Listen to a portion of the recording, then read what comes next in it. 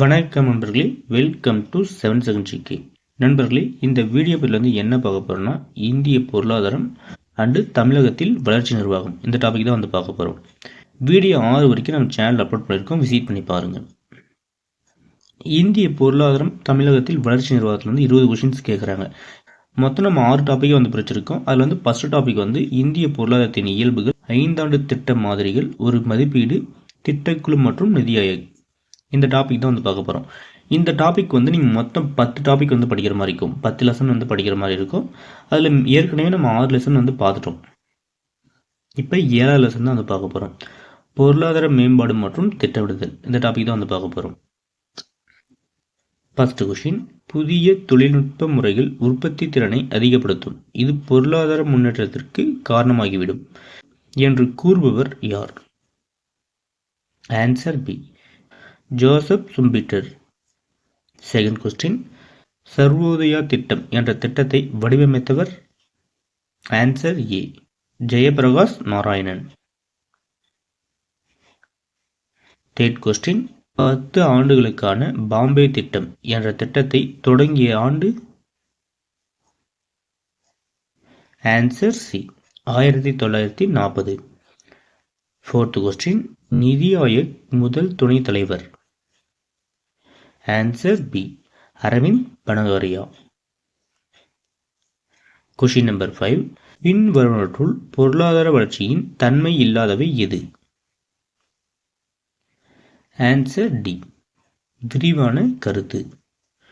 Question number 6, பொருளாதார வளர்ச்சி டேஸை அளவிடுகிறது? ஆன்சர் பார்த்தீங்கன்னா சி, உற்பத்தி அதிகரிப்பு. Question number 7, எம்.என். ராய் வழங்கிய திட்டம் கீழ்கண்டவைகளில் எது? ஆன்சர் ஏ, மக்கள் திட்டம். கொஷின் நம்பர் 8, நீண்ட கால திட்டமிடுதலின் அடிப்படை கருத்து நாட்டின் டேஸ் மாற்றமாகும்? ஆன்சர் சி, தொழில்.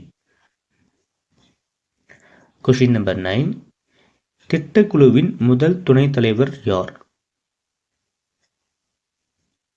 Answer A, Gulzarilal Nanda. Question number 10, திட்டக்குழு மற்றும் நிதி ஆயோக் தொடர்பான கூற்றினை ஆராய்ந்து சரியானதை தேர்வு செய்க.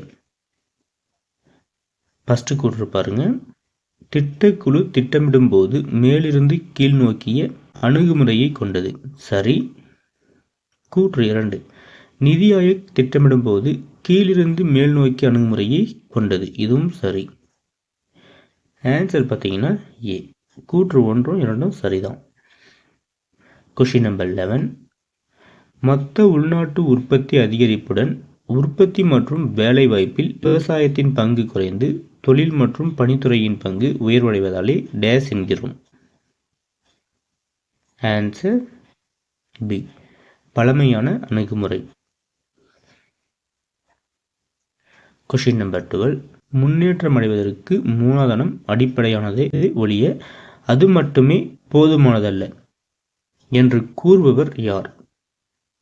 Answer D, Ragnar Nurkse. Question number 13, மக்கள் திட்டம் என்ற திட்டத்தை வடிவமைத்தவர்? Answer B, M N. Roy. Question number 14, மைய அமைப்புகளின் கட்டுப்பாடின்றி உள்ளூர் அமைப்புகள் மற்றும் உள்ளூர் நிறுவனங்கள் திட்டங்களை தீட்டுதல், செயல்படுத்துதல் மற்றும் கண்காணித்தல் ஆகியவற்றை செய்யும், எனவே இதை டேஸ் எனவும் அழைக்கலாம்? ஆன்சர் பி, கீழிருந்து திட்டமிடுதல். கொஷின் நம்பர் 15, கீழ்கண்ட கூற்றுகளில் சரியான விடையை தேர்ந்தெடு.